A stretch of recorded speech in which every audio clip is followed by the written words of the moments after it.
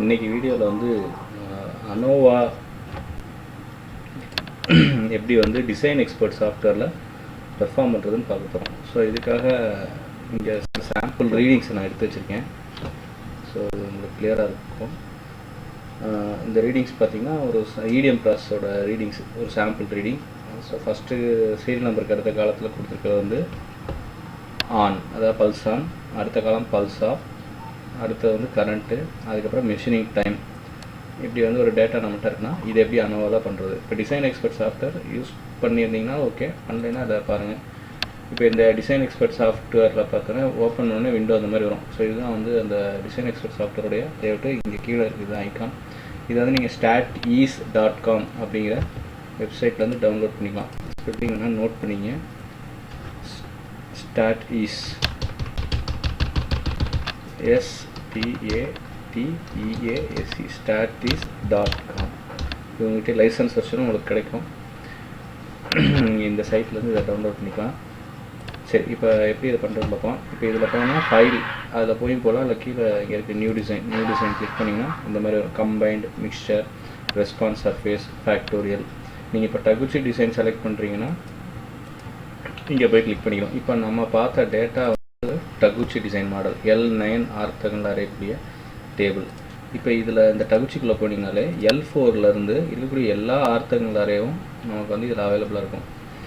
L4, L8, L9, L12, L16 ரெண்டு type, L18, L25, L27 எல்லாமே இருக்குது. ஸோ இதுலேருந்து நம்ம எடுத்துக்கலாம். இப்போ நமக்கு தேவை வந்து இந்த மாடலை பொறுத்தவரை L9 டிசைனில் இந்த ரீடிங் எடுக்கப்பட்டிருக்கு. ஸோ L9 டிசைனு இதில் எப்படி செலக்ட் பண்ணணும் அப்படின்னா இங்கே போய்ட்டு டகுச்சியை கிளிக் பண்ணிக்கிறீங்க. அடுத்தது டிசைன் டெசிக்னேஷனில் L9 கிளிக் பண்ணிக்கிறீங்க. கிளிக் பண்ணிட்டு கண்டினியூ கொடுத்துருங்க. கண்டினியூ கொடுத்தீங்கன்னா இது மாதிரி வரும். இதுக்கப்புறம் மறுபடியும் கண்டினியூ கொடுக்குறீங்க. அங்கே வந்து ரெஸ்பான்சஸ் டகுச்சி ஆர்த்தம் வரை டிசைன் இருக்கும். அதுக்கு கீழே ரெஸ்பான்சஸ் இருக்கும். இதில் நமக்கு எத்தனை ரெஸ்பான்ஸ், அதாவது அவுட்புட்டு எத்தனை அவுட்புட் வேணுமோ அதை இங்கே செலக்ட் பண்ணிக்கலாம். இப்போ நான் எடுத்துக்கிட்ட டேபிள் வந்து நான் வந்து ஒரு அவுட்புட் தான் இங்கே வச்சுருக்கேன், மெஷினிங் டைம். ஸோ நான் இங்கேயும் ஒரு அவுட்புட் மட்டுமே வச்சுக்கிறேன். நீங்கள் 2, 3, 4 எவ்வளோலாம் வச்சுக்கலாம். 11 அவுட்புட் வரைக்கும் இதை வச்சுக்கலாம். ஸோ இங்கே நேம், ரெஸ்பான்ஸோட நேம், அதாவது அவுட்புட்டுடைய நேம் R1 இருக்குது. அதை டெலீட் பண்ணிவிட்டு நான் வந்து மெஷினிங் டைம் அப்படிங்கிறனால சுருக்கமாக M·C டைம்னு இங்கே குறிச்சிக்கிறேன். ஒரு யூனிட்டை பக்கத்தில் அடுத்த பாக்ஸில் நீங்கள் யூனிட் அடிச்சுக்கலாம், செகண்ட்ஸு அப்படின்னு அடிச்சுக்கலாம். அடுத்தது கண்டினியூ கொடுத்துடலாம். கொடுத்ததுக்கப்புறம் இந்த மாதிரி ஓப்பன் ஆகிடும். இது பார்த்திங்கன்னா அங்கே பார்த்த டேபிள் மாதிரியே இருக்குது. இந்த டேபிளில் பார்த்திங்கன்னா இங்கே ஃபேக்டர் 1, ஃபேக்டர் 2, ஃபேக்டர் 3 இதெல்லாம் ஃபேக்டர் 4 இது வரைக்கும் இருக்குது. இப்போ நமக்கு எத்தனை ஃபேக்டர் இங்கே இருக்குது மொத்தம் பார்த்திங்கன்னா 3 தான் இருக்குது. ஆனால் இங்கே வந்து L9 டேபிளில் 4 இருக்குது. ஸோ 4வது ஃபேக்டர் எனக்கு தேவையில்லை. ஸோ தாராளமாக ரைட் கிளிக் பண்ணி டெலிட் ஃபேக்டரில் போய் நீங்கள் வந்து டெலிட் பண்ணிக்கலாம். ஸோ அடுத்தது வந்து ஃபேக்டருக்கு நீங்கள் வந்து நேம் போடணும். நேம் போட்டிங்கன்னா தான் இதே சாஃப்ட்வேர்லேயே அனாலிசிஸ் எடுத்துடலாம், ரெக்ரெஷன் ஈக்குவேஷனும் எடுத்துடலாம். அதே மாதிரி அதாவது ஒரு surface plot, 3D plot, inferences பார்க்குறதுக்கு அந்த பிளாட்டை எடுத்துடலாம். So பிளாட்டுங்கிறது graph. ஸோ அந்த கிராஃபில் வந்து எக்ஸ் ஆக்சிஸ் என்ன வருது, ஒய் ஆக்ஸ் என்ன வருதுங்கிறது இங்கே நம்ம நேம் பண்ணோம்னா தான் நமக்கு தேவையான நேம் அங்கே டிஸ்பிளே ஆகும். இல்லைன்னா இங்கே ஏபின்னு இருக்குது பார்த்திங்கன்னா அங்கேயும் ஏபின்னே வரும். ஸோ இது எப்படி நேம் பண்ணுறது? இப்போ நம்மளோட இதில் என்னென்ன நேம்ஸ் இருக்குது. ஸோ ஃபேக்டருக்கு இன்புட் பேராமீட்டர், நமக்கு என்னென்ன இன்புட் பேராமீட்டர் ஆன், அதாவது பல்ஸ் ஆன் இருக்குது, பல்ஸ் ஆஃப் இருக்குது, கரண்ட் இருக்குது. ஸோ அந்த 3 நேமும் இங்கேயும் கொடுக்கணும். ஸோ ஃபேக்டர் 1 அப்படிங்கிற ரைட் கிளிக் பண்ணுறேன், எடிட் இன்ஃபோவில் போகிறேன். இங்கே போனீங்கன்னா நீங்கள் வந்து பல்ஸ் ஆன் அப்படின்னு நான் கொடுத்துறேன். அதுக்கப்புறம் யூனிட்ஸில் வந்து பல்ஸ் ஆன் டைம் அதனால் பல்ஸ் ஆன் டைம்ங்கிறது செகண்ட்ஸ் தான். ஸோ செகண்ட்ஸ் கொடுத்துறேன். அடுத்தது வந்து ஃபேக்டர் பார்த்தீங்கன்னா ஃபேக்டர் 2 என்னது பல்ஸ் ஆஃப் டைம். ஸோ நான் இங்கே வந்து பல்ஸ் ஆஃப் டைம் அப்படின்னு கொடுத்துறேன். பல்ஸ் ஆஃப் டைம் அப்படின்னு கொடுத்துறேன். அதுவும் வந்து யூனிட்ஸ் வந்து செகண்ட்ஸு தான். ஸோ செகண்ட்ஸ் கொடுத்துட்டேன். நெக்ஸ்ட் வந்து பார்த்திங்கன்னா ஃபேக்டர் 3 நமக்கு வந்து என்ன இருந்துச்சாங்க ஃபேக்டர் 3 அப்படின்னு பார்த்தீங்கன்னா கரண்ட்டு, ஆம்ஸ், அதாவது கரண்ட்டு. ஸோ கரண்ட் வந்து இங்கே கொடுத்துறேன். ஸோ இதில் வந்து கரண்ட்டுன்னு டைப் பண்ணுறேன். யூனிட்ஸ் வந்து கரண்ட்டுக்கு தெரியும், ஆம்ஸு. ஸோ கொடுத்துட்டோம். சரி, இப்போ அங்கே இருக்கிற வேல்யூஸ் எல்லாம் இங்கே கொண்டு வரணும் இல்லைங்களா. இப்போ இங்கே பார்த்தீங்கன்னா இது மாதிரி வரும் 3, 2, 1 மிஸ்ஸிங் அப்படின்னு வரும். ஸோ அப்போ அங்கே இருக்கிற வேல்யூ எப்படி கிளிக் பண்ணி கொண்டு வரது அப்படின்னா இதை ரைட் கிளிக் பண்ணிவிட்டு ஃபஸ்ட்டு மேக் நியூமரிக்னு மாற்றுங்க. இங்கே கவனிச்சுருப்பீங்கன்னு நினைக்கிறேன். இங்கே பார்த்தீங்க இப்போ இந்த ஃபேக்டர் 2க்கு பண்ணுறேன், ரைட் கிளிக் பண்ணுறீங்க. இதில் எடிட் இன்ஃபோ இருக்கும், மேக் நியூமரிக் இருக்கும், இன்சர்ட் ஃபேக்டர் இருக்கும், டெலிட் ஃபேக்டர் இருக்கும். நம்ம வேணால் அடிஷனலாக ஃபேக்டர் இன்சர்ட் பண்ணிக்கலாம், இல்லை வேண்டாம்னாலும் டெலிட் பண்ணிக்கலாம். தான் நம்ம பண்ணணும்.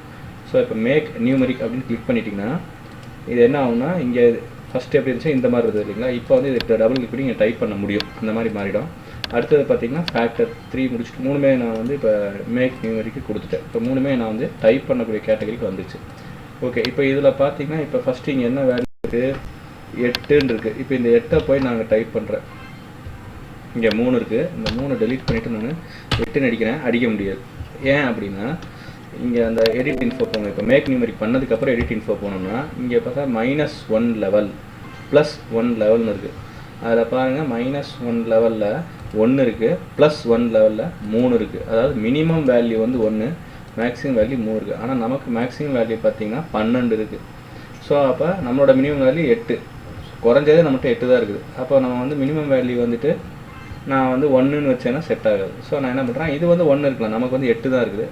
ஸோ இங்கே வந்து நான் என்னோடய மினிமம் வேல்யூ நான் வந்து 1ன்னே வச்சுக்கிறேன். இங்கே வந்து நீங்கள் என்ன பண்ணுங்கள், இங்கே இந்த டேபிளோட மொத்த வேல்யூ நீங்கள் பார்த்துங்க, அதுக்கு அதே மாதிரி கொடுத்துருங்க. இப்போ இங்கே 8லேருந்து 12 இது எல்லாமே சிங்கிள் டிஜிட், இது ஒரு 20, 30, 50. ஸோ மேக்ஸிமம் இந்த டேபிளில் இருக்கிற நம்பர் வந்து ஒரு 50 தான் இருக்குது. ஸோ இந்த காலத்தில் எனக்கு 12 தான் ஆகுது. ஸோ இதில் வந்து நான் என்ன பண்ணிக்கிறேன், ஒரு 0லேருந்து அங்கே மேக்ஸிமம் வந்து எனக்கு 12 தான் இருக்குது. ஸோ ஒரு 20ன்னு கொடுத்துக்கிறேன். கொடுத்துட்டு அடுத்தது வந்து இங்கே வரும் பல்சாப்லேயும் அதே மாதிரி தான், ஒரு 0லேருந்து 20ன்னு கொடுத்துட்டோன்னா ஸோ நான் எனக்கு தேவையான வேல்யூவோட இது மேக்ஸிமம் பெரிய வேல்யூ தான் நான் கொடுத்துருக்கேன். ஸோ கரண்ட்டு பார்த்தோம்னாலும் 6, 7, 8 தான் இருக்குது. ஸோ இதுவும் வந்து ஒரு 0 to 20 கொடுத்துக்கிறேன், 0 to 20 தான் கொடுத்துக்கிறேன். ஸோ அதோட இதை முடிச்சுக்கிறோம். நெக்ஸ்ட்டு பார்த்தோன்னா ரெஸ்பான்ஸ் சர்ஃபேஸ், ரெஸ்பான்ஸ் வந்து பார்த்திங்கன்னா நம்ம மெஷினிங் டைமு 16, 26, 28, அது 28 வரைக்கும் போகுது. ஸோ 30 வரைக்கும் வச்சுக்கிட்டோம்னா நமக்கு போதும். ஸோ நமக்கு எவ்வளோ வேணுமோ அது 1000 கூட கொடுக்கலாம், நம்ம தேவைக்கேற்ற மாதிரி நம்ம கொடுத்துக்கிறோம். ஸோ ரெஸ்பான்ஸ் வந்து நம்ம கொடுக்குறலாம். இங்கே வந்து நமக்கு இந்த ப்ராப்ளம் வராது, அதாவது எடிட் இன்ஃபோல இருக்கிற மாதிரி லிமிட்லாம் இருக்காது. ஏன்னா ரெஸ்பான்ஸ் வந்து நம்ம கொடுக்குறது. ஸோ எவ்வளோ வேணாலும் கொடுக்கலாம், லட்சத்தில் கூட கொடுக்கலாம். ஸோ ஒன்றும் ப்ராப்ளம் கிடையாது. ஸோ இந்த ஃபேக்டருக்கு மட்டும் தான் இந்த ப்ராப்ளம் இருக்கும். நியூமெரிக்கு மாற்றணும் ஃபஸ்ட்டு. ரெண்டாவது வந்து எடிட் இன்ஃபோவில் போயிட்டு இந்த லெவல் பவுண்ட் இருக்கும், அதை ஃபிக்ஸ் பண்ணணும். ஸோ நமக்கு எவ்வளோ மேக்ஸிமம் பவுண்ட் வேணுமோ அவ்வளோ வச்சுக்கலாம். நீங்கள் 1000 வைக்கலாம், 10,000 வைக்கலாம், எவ்வளோ வேணாலும் வச்சுக்கலாம். எனக்கு தேவை வந்து இப்போ இங்கே வந்து ஒரு 28க்குள்ளே இருந்தால் போதுங்கிறதுனால நான் இங்கே வந்து 0 to 30ன்னு கொடுத்துக்கிறேன். ஸோ இங்கெல்லாம் 20 கொடுத்துருக்கேன். ஸோ நான் 1000 கொடுத்தாலும் ஓகே. ஸோ இப்போ கொடுத்ததுக்கப்புறம் இதை ரைட் கிளிக் பண்ணி இங்கே வந்து கிளியர் அப்படின்னு கொடுத்துட்டோன்னா அந்த பழைய வேல்யூலாம் டெலீட் ஆகி பிளாங்க் ஆகிடுது. இப்போ இந்த எக்ஸல்லேருந்து நீங்கள் ஒன்று பார்த்து டைப் பண்ணிக்கலாம், அப்படி இல்லைனாலும் அழகாக இங்கேருந்தே காப்பி பண்ணி எக்ஸல்லேருந்து காப்பி பண்ணி இங்கே இருக்கிற மொத்த செல்ஸையும் செலக்ட் பண்ணி அங்கே பேஸ்ட் பண்ணிக்கலாம். ஸோ எப்படின்னா அது சீட் ஆகிடும். இப்போ சீட் ஆனதுக்கப்புறம் நம்ம இன்புட்ஸ் கொடுத்துட்டோம். ஸோ மறக்காமல் இப்போ வந்து நம்ம சேவ் பண்ணிடுறோம்.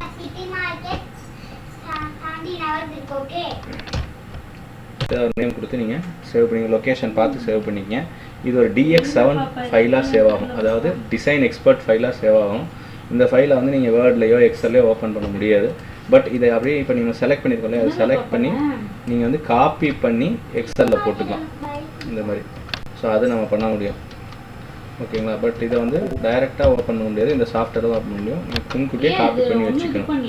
ஓகே, இப்போ அடுத்தது வந்து பார்த்தீங்கன்னா இப்போ இதோட சம்மரி, நீங்கள் என்ன டிசைன் யூஸ் பண்ணி டகு யூஸ் பண்ணி இங்கே டகுச்சின்னு காமிக்குது. ஸோ இதில் நமக்கு எதுவும் ஒர்க்கு கிடையாது. ஸோ நெக்ஸ்ட்டு பார்த்தீங்கன்னா நம்ம நேரடியாக எல்லா டீட்டெயிலுமே உள்ளே பார்த்துடலாம். இந்த கிராஃப் நமக்கு தேவையில்லை. அடுத்தது வந்து எவாலுவேஷன். ஸோ எவாலுவேஷன் வந்து பெருசாக ஒன்றும் நம்ம பார்க்க வேண்டியிருக்காது. இது எல்லாமே இங்கே வந்து உங்களுக்கு இண்டிவிஜுவலாக ரெஸ்பான்ஸ் வைஸ் இங்கே வந்துடும். இப்போ நம்ம ஒரே ஒரு அவுட்புட் மட்டும் கொடுத்தா இங்கே ஒரு அவுட்புட் தான் இருக்குது. நான் 3 அவுட்புட் கொடுத்துருந்தா இங்கே 3 அவுட்புட் வந்திருக்கும். 4 அவுட்புட் கொடுத்தா 4 அவுட்புட் வரும். ஸோ இப்போ இதில் வந்து பார்த்தீங்கன்னா ட்ரான்ஸ்ஃபார்ம், அதாவது ஃபங்க்ஷன் எப்படி வந்து மேத்தமெட்டிக் மாடலிங் நடக்குங்கிற ஃபிட்னஸை பற்றின டீட்டெயில் கொடுக்குறாங்க. ஃபிட் சம்மரி கொடுத்துருக்காங்க. இந்த ஃபிட் சம்மரி எடுத்துக்கிட்டிங்கன்னா இந்த ஃபிட் சம்மரியில் இங்கே சஜஸ்டட்னு வந்துருச்சு. சஜஸ்டட்னு வந்துருச்சுனாலே நீங்கள் கொடுத்த இன்புட்டும் அவுட்புட்டும் மேட்ச் ஆகிடுச்சு, அதாவது ப்ராப்பராக சீட் ஆகிடுச்சு, அதாவது லீனியர் ப்ராப்ளமாக சீட் ஆகிடுச்சுன்னு அர்த்தம். ஸோ அதை நீங்கள் வந்து ஃபிக்ஸ் பண்ணிக்கலாம். ஒரு லீனியர் ப்ராப்ளத்தை தான் நீங்கள் அனோவாக பார்க்க முடியும், நான் லீனியர் ப்ராப்ளத்துக்கு அனோவாக பார்க்க முடியாது. ஸோ அதெல்லாம் நான் ப்ரீவியஸ் வீடியோவில் நம்மகிட்ட வந்து டிஸ்கஸ் பண்ணியிருக்கோம். ஸோ இது வந்து ஒரு லீனியர் ப்ராப்ளமாக ஆயிடுச்சா, ஃபிட் ஆயிடுச்சா அப்படின்னு பார்த்தீங்கன்னா இங்கே சஜஸ்டட் வந்துச்சுன்னா ஃபிட் ஆயிடுச்சு. சரி, ஓகே. அடுத்தது மாடல். ஸோ இது வந்து ஒரு லீனியர் மாடலாக இருக்குது. ஸோ இத்தனை டைப் ஆஃப் மாடலாக இருக்கலாம். மீன் மாடலாக இருக்கலாம், லீனியர் மாடலாக இருக்கலாம், 2FI மாடலாக இருக்கலாம், குவாட்ராட்டிக் மாடலாக இருக்கலாம், கியூபிக் மாடலாக இருக்கலாம். ஸோ இத்தனை type of model available. So இது ஒரு லீனியர் மாடலாக இங்கே ஃபிக்ஸ் ஆகிடுச்சு. ஸோ அதான் நமக்கு இது என்ன மாடலாக இருக்குது அப்படிங்கிறது நமக்கு காமிச்சிருக்கு. பிகாஸ் இது வந்து ஒரு சாஃப்ட்வேர், இது ஒரு ஆர்டிஃபிஷியல் இன்டெலிஜென்ஸ் வச்சு அதுவே ஃபிட் பண்ணிடுது. அது வந்து லீனியர் மாடலாக ஃபிட் ஆகிடுச்சு. ஸோ நெக்ஸ்ட்டு வந்து அனோவா டேட்டா வந்து இங்கே வந்துடுச்சு. இப்போ இந்த சாஃப்ட்வேரில் பார்த்தீங்கன்னா இங்கே தெரியும் pulse on time, pulse off time, current, residual, correlation total அப்படின்ட்டு இங்கே sum of square, design of degree of freedom, mean square value, F value, P value, significant, இதெல்லாம் என்ன, இதுலேருந்து என்ன டேட்டா நம்ம தெரிஞ்சுக்க முடியும் நம்ம பார்க்கணும். ஸோ இங்கே பார்த்தீங்கன்னா ஆல்ரெடி பழைய வீடியோவில் நான் டிஸ்கஸ் பண்ணியிருக்கேன். ஸோ அதே பாயிண்ட்ஸ் தான் இங்கே நம்ம சொல்ல போகிறோம். ஸோ இப்போ இந்த பல்ஸ் ஆன் டைம் அப்படின்னு இருக்குது. இப்போ இங்கே வந்து எஃப் வேல்யூன்னு இருக்குது. வாட் இஸ் எஃப் வேல்யூ அப்படின்னு பார்த்தீங்கன்னா, அனோவா அப்படின்னா ஒன்று, நம்ம அனோவாவில் வந்து அனாலிசிஸ் ஆஃப் வேரியன்ஸ்னு சொல்கிறோம். இந்த அனாலிசிஸ் ஆஃப் வேரியன்ஸ்லேயே பார்த்தீங்கன்னா 2-3 டைப் ஆஃப் டெஸ்ட் இருக்குது. ஃபிஷர் நமக்கு ரொம்ப ப்ராப்ளமாக தெரிஞ்சது 2 டெஸ்ட்டு நம்ம காலேஜ் டேஸ்லேயே நம்ம வந்து மேக்ஸில் படிச்சிருக்கோம். ஒன்று வந்து ஃபிஷர் டெஸ்ட்டு, இன்னொன்று வந்து ஸ்டூடெண்ட் டீஸ் டெஸ்ட்டு, 3வது டெஸ்ட்டு நம்ம கேள்விப்பட்டிருப்போம், படிச்சிருப்போம், சை ஸ்கொயர் டெஸ்ட்டுன்னு சொல்லுவாங்க. இதில் வந்து பார்த்திங்கன்னா இங்கே நம்ம இந்த மாதிரி இன்ஜினியரிங் ப்ராப்ளத்துக்குலாம் நம்ம என்ன பண்ணுவோம்னா ஃபிஷர் டெஸ்ட் யூஸ் பண்ணுவோம். ஏன்னா ஃபிஷர் டெஸ்ட் அப்படிங்கிறது பேராமெட்ரிக் டெஸ்டிங், ஒரு இன்புட் அவுட்புட்டை வச்சு, அதாவது மல்டிபிள் இன்புட்டுக்கு ஒரு அவுட்புட் வச்சு டெஸ்ட் பண்ணுறது. ஸோ ஃபிஷர் டெஸ்ட்டு பேராமெட்ரிக் டெஸ்டிங்க்கு யூஸ் பண்ணுறது. ஸோ இந்த ஃபிஷர் டெஸ்ட்டில் ஒரு வேல்யூ நமக்கு கொடுக்குது. ஃபிஷர் டெஸ்ட்டில் வந்து இங்கே ஒரு வேல்யூ நமக்கு கிடைக்குது, ஓகேங்களா. இந்த வேல்யூக்கு ஒரு ப்ராபபிலிட்டி வேல்யூ பார்க்குறோம். சரி, எதோட ப்ராபபிலிட்டி பார்க்குறோம் அப்படின்னா எரரோட ப்ராபபிலிட்டி பார்க்குறோம். ஸோ இங்கே ரெசிடியூவல் கொடுத்துருக்கிறது ஒன்றும் கிடையாது, எரர். ரெசிடியூவல் அப்படிங்கிறது எரரை குறிக்குது, ஓகேங்களா. ஸோ ரெசிடியூங்கிறது எரரை குறிக்குது. ஸோ ப்ராபபிலிட்டி வேல்யூ நம்ம பார்க்குறோம், எரருடைய ப்ராபபிலிட்டி வேல்யூ பார்க்குறோம். ஸோ இங்கே வந்து இப்போ பல்ஸ் ஆன் டைம் அப்படிங்கிறது இங்கே சிக்னிஃபிகண்ட் ஆன்சர் வந்துடுதுங்களா. சிக்னிஃபிகண்ட்டுங்கிறது வரணும், அதுதான் ரொம்ப முக்கியம். சிக்னிஃபிகண்ட்னா என்னங்கிறது நம்ம முன்னாடி சொல்லியிருக்கோம், என்ன ஒரு சொல்கிறேன். பல்ஸ் ஆன் டைம் வந்து இங்கே டோட்டல் மாடலுக்கு நேராக சிக்னிஃபிகண்ட் வந்துச்சு, அதாவது ஓவரால் மாடல் வந்து சிக்னிஃபிகண்ட். What is significant? இப்போ நம்ம சில பேராமீட்டரை கன்சிடர் பண்ணியிருக்கோம். இந்த பேராமீட்டரை எதுக்காக கன்சிடர் பண்ணியிருக்கோம்? ஒரு அவுட்புட்டுக்காக கன்சிடர் பண்ணியிருக்கோம். இங்கே வந்து என்ன அவுட்புட்டு? மெஷினிங் டைம் தான் எனக்கு அவுட்புட்டு. இங்கே வந்து நான் மெஷினிங் டைம் தான் அவுட்புட்டாக எடுத்துருக்கேன். இந்த மெஷினிங் டைமுக்கு நான் இந்த 3 பேராமீட்டரையும் ஸ்டடி பண்ணியிருக்கேன். இந்த 3 பேராமீட்டர் மாற்றும்போது என்னோட மெஷினிங் டைம் எப்படிலாம் மாறி இருக்குது அப்படின்னு சொல்லி. ஸோ அப்போ நான் என்ன நம்பிட்டு இருக்கேன்? இதை மாற்றினால தான் மெஷினிங் டைம் மாறி இருக்குன்னு நான் வந்து நம்பிட்டு இருக்கேன். இந்த 3மே அதுக்கு காரணம் அப்படின்னு நான் நினச்சிக்கிட்டு தான் 3ஐயும் செலக்ட் பண்ணியிருக்கேன். ஆனால் அது காரணமாக, உண்மையிலே அது காரணமாக இருக்கா இல்லையா? அப்படி காரணமாக இருந்தால் எந்த பேராமீட்டர் அதிகமாக அதுக்கு கான்ட்ரிபியூட் பண்ணுது, அது சேஞ்ச் ஆகிறதுக்கு, எந்த பேராமீட்டர் கம்மியாக கான்ட்ரிபியூட் ஆகுது, இதெல்லாம் நம்ம தெரிஞ்சுக்கணும். ஏன் தெரிஞ்சுக்கணும்? அதிகமாக கான்ட்ரிபியூட் ஆகுதுன்னா அந்த பேராமீட்டரை பற்றி நம்ம கவலைப்படுறதுல ஒரு நியாயம் இருக்குது, அதை அனலைஸ் பண்ணலாம். ரொம்ப கம்மியாக தான் கான்ட்ரிபியூட் பண்ணுது, ஒரு 0.5% இல்லை 0.25% தான் அதோட கான்ட்ரிபியூஷன் இருக்குது, பெருசாக அதனால் மாறுபடலை அப்படின்னா அந்த ஒரு பேராமீட்டர் வச்சுட்டு நம்ம வந்து ரிசர்ச்சை கண்டினியூ பண்ணுறது வேஸ்ட்டு. ஸோ அதனால் வந்து நம்ம வந்து இந்த கான்ட்ரிபியூஷன் நம்ம தெரிஞ்சுக்கணும், ஓகேங்களா. இப்போ இந்த 3க்கும் சேர்த்து கிடைக்கிறது தான் மாடல். டோட்டல் 3 சேர்த்தா தான் மாடல். ஒன்றா எடுத்துக்கிட்டிங்கன்னா அது பேராமீட்டர். இப்போ மொத்தமாக இந்த 3ஓட எஃபெக்ட்டும் ஓவராலாக பார்க்கும்போது, அதாவது இந்த ரீடிங்கில் இந்த இடத்துல இதில் கிளியராக தெரியும். இந்த இடத்துல பார்த்தோன்னா இந்த மூணும் ஒன்று சேரும்போது, இந்த காம்பினேஷன் சேரும்போது இந்த ரிசல்ட்டு, இந்த 3 காம்பினேஷன் சேரும்போது இந்த ரிசல்ட்டு. ஸோ இந்த ஓவரால் சேஞ்சஸுக்கு இங்கே ஓவராலாக ஆன்சர்ஸ் கிடைக்குது. இதுதான் மாடல். இது வந்து எப்படி மாடல்னு சொல்கிறாங்கன்னா, மேத்தமெட்டிக்கல் ரிக்ரெஷனை யூஸ் பண்ணி, காரிலேஷன் யூஸ் பண்ணி ஒரு மாடலாக ஜென்ரேட் பண்ணிடுவாங்க. ரிக்ரெஷன் அண்ட் காரிலேஷன், அந்த மாடல் ஈக்குவேஷன் நம்ம இதில் வந்து எடுத்துக்க முடியும். ஸோ அந்த மாடலுக்கு மேத்தமெட்டிக்கல் மாடல், அந்த மாடலுக்கு என்ன சிக்னிஃபிகன்ஸ் கிடைக்குது, அந்த மாடலோட இன்புட் மாடலுக்கு அவுட்புட் மாடலுக்கும் சிக்னிஃபிகண்ட்டாக இருக்கா இல்லையா. அதாவது இன்புட் மாடல், அதாவது இன்புட்ஸ், இந்த 3 பேராமீட்டரும் சேர்ந்து தான் இன்புட் மாடல். இதுதான் இன்புட் மாடல். இந்த இன்புட் மாடலில் வேரியேஷன் நடந்திருக்கு இல்லைங்களா. இது ஒரு காம்பினேஷன், இது ஒரு காம்பினேஷன். ஸோ இந்த ஓவரால் மாடலுக்குள்ளார வேரியேஷன்ஸ் நடந்திருக்கு. இந்த வேரியேஷன்ஸ் இந்த இருக்கிற வேரியேஷன்ஸுக்கு காரணமாக இருக்கா இல்லையா அப்படின்னு பார்த்தோன்னா அதான் மாடலோட சிக்னிஃபிகன்ஸு. ஸோ அந்த மாடலோட சிக்னிஃபிகன்ஸ்னு பார்க்கும்போது சிக்னிஃபிகன்ட் வந்துச்சு. ஸோ மாடல் சிக்னிஃபிகண்ட்னாலே நீங்கள் ஒர்க்கை வந்து ப்ரொசீட் பண்ணிடலாம் மேக்ஸிமம். சரி, ஓகே. அது சிக்னிஃபிகன்ஸ் எப்படி பார்க்குறாங்க அப்படின்னா, அதுதான் சொன்னேன், இந்த சிக்னிஃபிகன்ஸ் வந்து இந்த ப்ராபபிலிட்டி வச்சு தான் டிசைட் பண்ணுறாங்க. இந்த ப்ராபபிலிட்டி எதுக்கான ப்ராபபிலிட்டி அப்படின்னா எரருக்கான ப்ராபபிலிட்டி, ரெசிடியூவல் எரருக்கான ப்ராபபிலிட்டி. அதாவது இன்புட்டும் அவுட்புட்டும் இருக்குது. இந்த இன்புட் இதை அஃபெக்ட் பண்ணுதுன்னு சொல்லி ஒரு மாடல் கிரியேட் பண்ணியிருக்கோம், அதாவது மேத்தமெட்டிக்கல் ஈக்குவேஷனை கிரியேட் பண்ணியிருக்கோம். இந்த ஈக்குவேஷனை வந்து ஒரு அப்ராக்சிமேஷனில் தான் கிரியேட் பண்ணியிருக்கிறாங்க. இன் ரியல் டைமில் இந்த ஈக்குவேஷனில் ஒரு ஈக்குவேஷன்னா என்ன, இந்த ஈக்குவேஷனில் இன்புட்ஸ் இருக்குது, அவுட்புட் இருக்குது. அந்த இன்புட் வேல்யூ நான் கொடுத்தேன்னா அவுட்புட் எவ்வளோன்னு அந்த ஈக்குவேஷன் காமிச்சிடும். ஸோ நான் ப்ராக்டிக்கலாக எடுத்த டேட்டா வச்சு தியரிட்டிக்கலாக ஈக்குவேஷன் ரெடி பண்ணிட்டேன். அப்போ இந்த ரெண்டுக்கு நடுவில் ஒரு டீவியேஷன் இருக்கும். நம்ம எல்லாருக்குமே தெரியும், ப்ராக்டிக்கலுக்கும் தியரிட்டிக்கலுக்கும் கண்டிப்பாக உலகத்தில் டீவியேஷன் இருந்தே தான் ஆகும். அந்த டீவியேஷன் எவ்வளோ இருக்கலாம்? ஒரு 5% இருக்கலாம். அந்த 5% தான் எரர்னு சொல்கிறோம். அதாவது எரர் வந்து 5% இருக்குன்னா நான் டிசைட் பண்ணுறேன். ஸோ அப்போ 5% மேலே எரர் போயிடுச்சு அப்படின்னா என்னோடய அக்யூரசி போயிடும், மாடலோட அக்யூரசி போயிடும். ஸோ அப்போ என்ன பண்ணுறேன், 5% எரருக்கு மேலே பர்மிட் பண்ணக்கூடாதுன்னு நான் வந்து முடிவு பண்ணுறேன். அதுதான் இந்த சாஃப்ட்வேரில் இன்பில்ட்டாகவே அது 5% இருக்குது. ஸோ அந்த probability, so maximum probability must be 5%. So அப்போ அந்த error must be less than 5%. அதுதான் இங்கே சொல்லியிருக்கோம். ஸோ இப்போ மாடலுக்கு எரர் பாருங்கள் 0.0332. இப்போ 5% எவ்வளோ 5/100 போட்டோன்னா உங்களுக்கு வந்து 0.05 வரும். 0.05 விட 0.03 வந்து கம்மி தான். ஸோ 3% தான் எரர் இருக்குது. அப்போ இது வந்து அக்செப்டட். ஸோ அப்போ அந்த எரர் வேல்யூ வந்து விதின் தட் லிமிட் இருந்துச்சுன்னா அது சிக்னிஃபிகண்ட்டு நம்ம எடுத்துக்கிறோம். 95% கான்ஃபிடன்ஸ் லெவலில் நான் சிக்னிஃபிகன்ஸை வெரிஃபை பண்ணிட்டேன். இது வந்து அதை பாதிக்குது அப்படிங்கிறத, அதாவது இன்புட் வந்து அவுட்புட்டை பாதிக்குதுங்கிறத வெரிஃபை பண்ணிட்டேன் இதில் மாடலில். இப்போ இண்டிவிஜுவல் பெராமெட்ரிக் வேரியேஷனில் பார்க்கும்போது எஃபெக்ட் எப்படி இருக்குன்னு பார்க்கணும். இப்போ பல்ஸ் ஆன் டைமுக்கு நேராக பாருங்கள், எனக்கு வந்து 0.0390. அப்போ இதுவும் வந்து 0.05 கீழே இருக்குது. ஸோ இதுவும் 95% கான்ஃபிடன்ஸ் லெவலில் இது கன்ஃபார்ம்டாக அஃபெக்ட் பண்ணுதுன்னு நான் தெரிஞ்சுக்கிட்டேன். இதுவும் 95% கான்ஃபிடன்ஸ் லெவலில் அஃபெக்ட் பண்ணுதா இல்லை நான் பார்க்குறேன். 0.0183 அதில் அஃபெக்ட் பண்ணுது. ஆனால் கரண்ட்டோட எஃபெக்ட் பார்த்தீங்கன்னா எனக்கு கிடைச்ச ரீடிங் வச்சு பார்க்கும்போது 0.4, அதாவது 48% அதாவது எரராக இருக்குது. அதாவது கிட்டத்தட்ட 52% எரராக இருக்குது. ஸோ கரண்ட்டை வந்து நான் இதில் ரிலேபிளாக எடுத்துக்க முடியல. பட் ஓவரால் மாடலுக்கு இந்த எக்ஸ்பெரிமெண்ட்டு ஓகே அப்படிங்கிறத இப்போ என்னுடைய டெசிஷன். இப்போ ஒரு புரியுதா உங்களுக்கு? அப்போ இதில் எரர் ஜாஸ்தியாக இருக்குது. அப்போ இதோட கான்ட்ரிபியூஷன் கம்மியாக இருக்குது.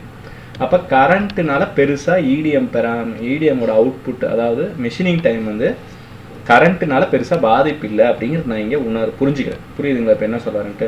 ஸோ இங்கே ஏன்னா இந்த 95% கான்ஃபிடன்ஸ் லெவலில் அது உட்காரல அப்படின்னா என்ன அர்த்தம்னா எரர் ஜாஸ்தியாக இருக்குது அப்படின்னா அதுக்கு சம்மந்தமே இல்லைன்னு அர்த்தம். இதுதான் மீனிங். ஸோ அப்போ இதில் எதெல்லாம் பெருசாக தொடர்பில் இருக்குது, pulse on time, pulse off time. இதில் வந்து எரர், இதில் வந்து பார்த்தீங்கன்னா இங்கே இப்போ இந்த கான்ட்ரிபியூஷன் சொல்கிறோம், அதை எங்கே மெஷர் பண்ணலாம் அப்படின்னா அந்த மீன் ஸ்கொயர் வேல்யூவில் பார்க்கலாம். இந்த எரருக்கு ஏற்ற மாதிரி இந்த மீன் ஸ்கொயர் வேல்யூ வேரி ஆகும். இப்போ இங்கே பாருங்கள், இது 53.64 இருக்குது, இங்கே 82.66 இருக்குது, இங்கே 3.92 தான் இருக்குது. ஸோ இங்கே டோட்டல் வேல்யூ பார்த்தீங்கன்னா 50, ஒரு 130, 135, 136, 140 ப்ளஸ் ஏதோ 147 அந்த மாதிரி இருக்குது. ஸோ இங்கே பார்த்தீங்கன்னா இங்கே இந்த ஓவரால் டோட்டல் வேல்யூ, இந்த வேல்யூ இங்கே சேமாக இருக்கும். இது மீன் வேல்யூங்கிறனால ஆவரேஜ் எடுத்துருக்காங்க. இங்கே ஆவரேஜ் இல்லாமல் சம் ஆஃப் ஸ்கொயர்ஸில் பார்த்தீங்கன்னா டோட்டல் இருக்கும் 140 இருக்குது. ஸோ இந்த 140 இங்கே இருக்குது. காரிலேஷன் டோட்டல் எரர் சேர்த்து பார்த்தீங்கன்னா 175 இருக்குது. ஓகேங்களா? ஸோ இப்போ இதோட டோட்டல். இப்போ நீங்கள் என்ன பண்ணணும் அப்படின்னா இதில் மாடல் மட்டும் 46, அதாவது மீன் ஸ்கொயர் வேல்யூ. இந்த மீன் ஸ்கொயர் வேல்யூ எடுத்துக்கிட்டு நீங்கள் வந்து என்ன பண்ணலாம் அப்படின்னா கான்ட்ரிபியூஷன் பார்க்கலாம். இப்போ இந்த 4 வேல்யூ இருக்கு இல்லையா, pulse on time, pulse off time, current, residual, இந்த 4 எடுத்துக்கங்க, மாடலை விட்டுருங்க. இந்த 4ஐயும் ஆட் பண்ணுங்கள். ஆட் பண்ணிவிட்டு வர டோட்டல் எடுத்துக்கங்க. ஆட் பண்ணுற டோட்டலில் இது எவ்வளோ சதவீதம் பாருங்கள், அதாவது பல்ஸ் ஆன் டைம் எவ்வளோ சதவீதம் பாருங்கள். உதாரணத்துக்கு இப்போ நான் போட்டு காட்டுறேன். இப்போ இங்கேருந்து எடுத்துக்கிட்டு இங்கே நான் அதை இது பண்ணிட்டேன். இதோடைய டோட்டல் இங்கே போட்டேன். ஓகேங்களா? இது வந்து டோட்டல். இது பல்ஸ் ஆன், இது பல்ஸ் ஆஃப்,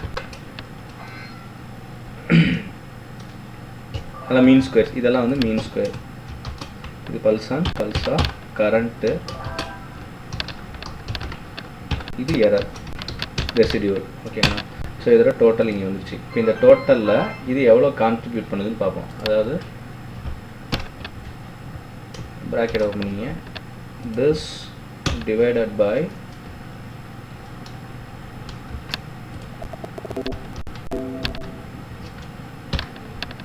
this into 100 அப்படின்னு போட்டோம்னா 36% கான்ட்ரிபியூஷன் இருக்குன்னு அர்த்தம். அதே தான் இங்கே. இப்போ இங்கே வந்து ஒரு டாலர் சிம்பிள் இன்க்ளூட் பண்ணிட்டோம்னா அது லாக் ஆகிடும். ஓகே, இப்போ 36% இன்க்ளூட். ஸோ இதே அப்படியே வந்து இதுக்கும் அதே தான் ஃபார்முலா. நீங்கள் இதுக்கு வந்து என்ன பண்ணுங்கள், ஈக்குவல் டு போடுறீங்க, ஒரு ப்ராக்கெட் ஓப்பன் பண்ணுறீங்க, 82 divided by 147 டோட்டல் into 100 போட்டிங்கன்னா இது வந்து 56% கான்ட்ரிபியூஷன் பண்ணுது. கரண்ட் எடுத்துக்கிட்டிங்கன்னா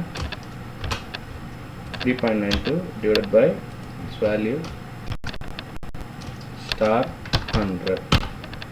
இது 2.66% தான் கான்ட்ரிபியூஷன். ஸோ ரொம்ப ரொம்ப கம்மியான கான்ட்ரிபியூஷன். அப்போ இதில் நம்ம என்ன தெரிஞ்சுக்கணும், இடிஎம்மில் கரண்ட்னால மெஷினிங் டைமில் எந்த ஒரு பாதிப்புமே இல்லை.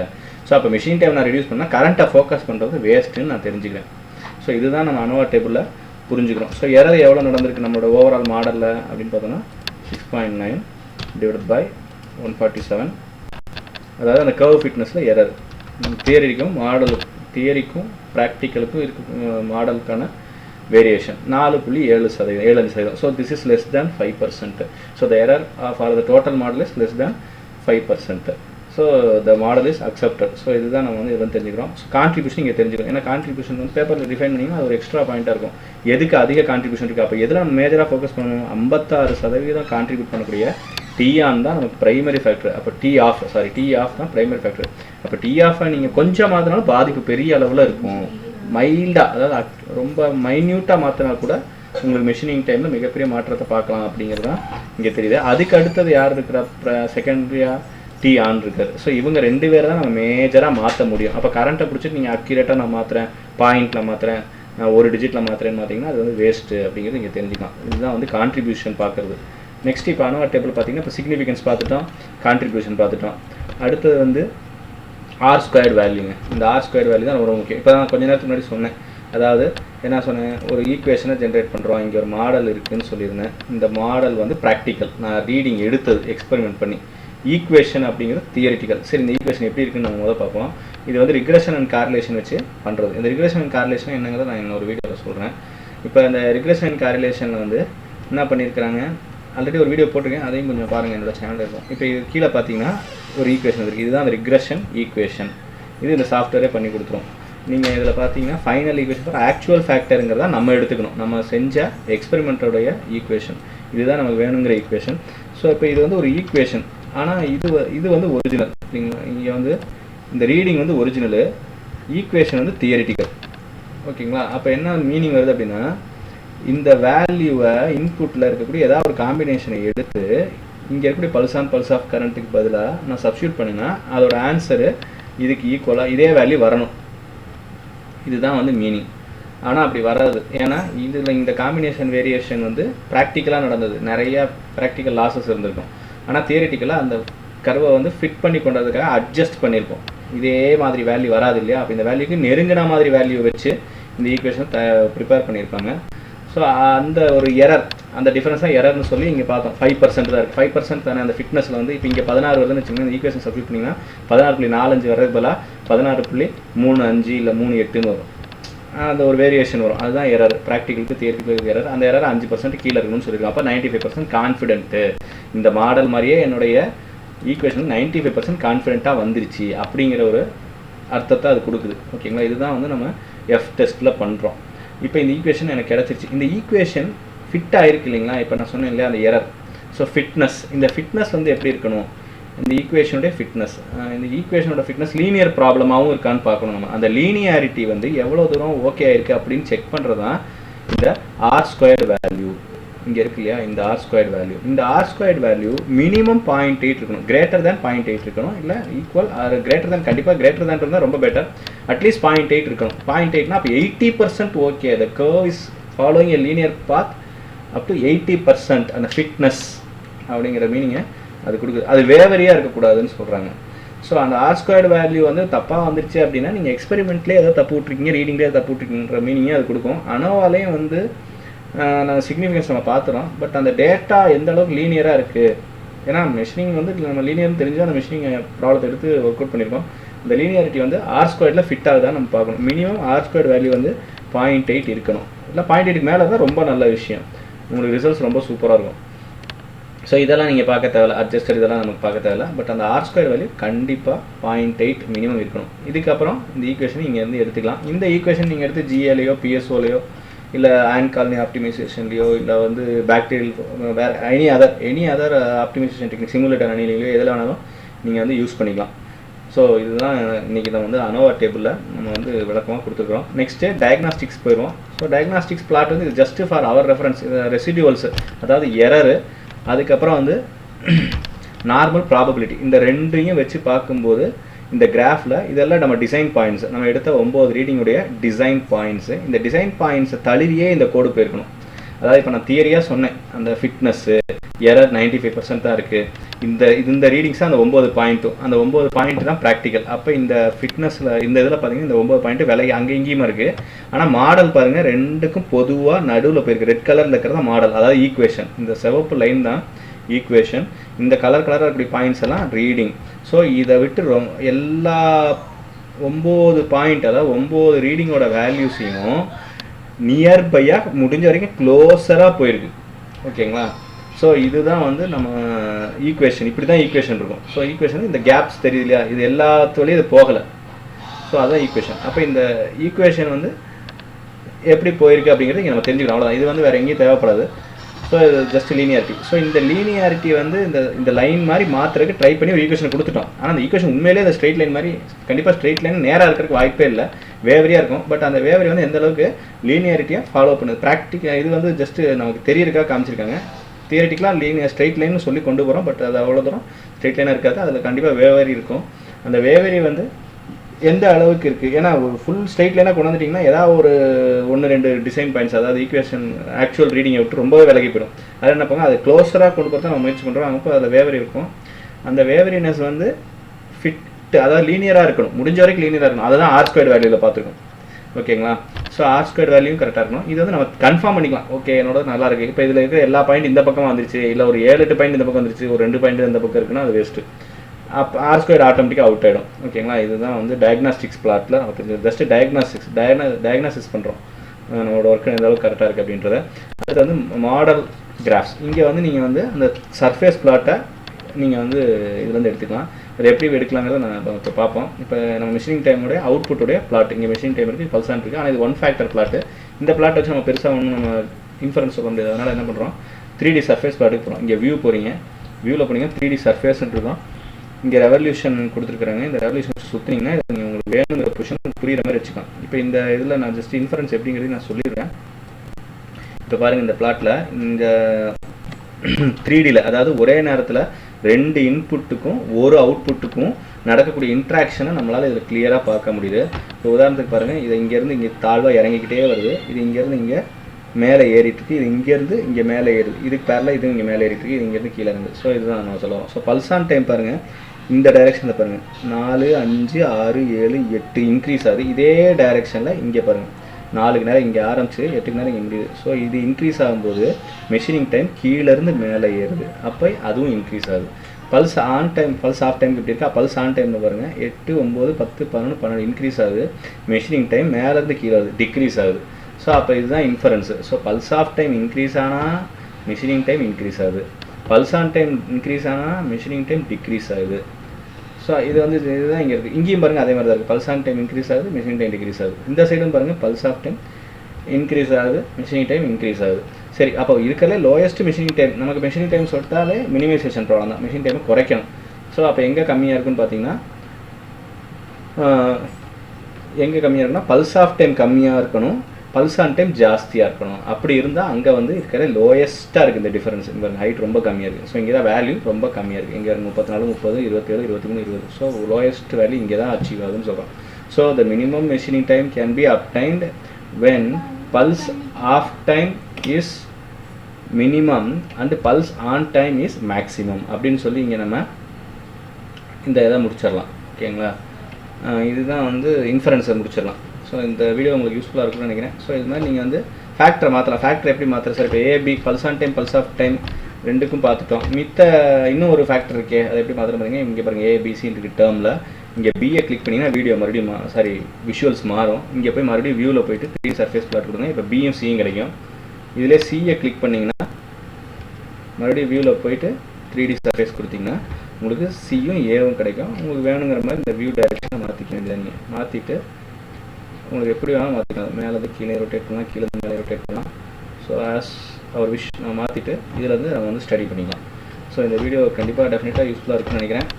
மறக்காமல் சப்ஸ்கிரைப் பண்ணுங்கள், பெல் பட்டனை கிளிக் பண்ணுங்கள், தொடர்ந்து நோட்டிஃபிகேஷன் உங்களுக்கு வரும். தேங்க்யூ.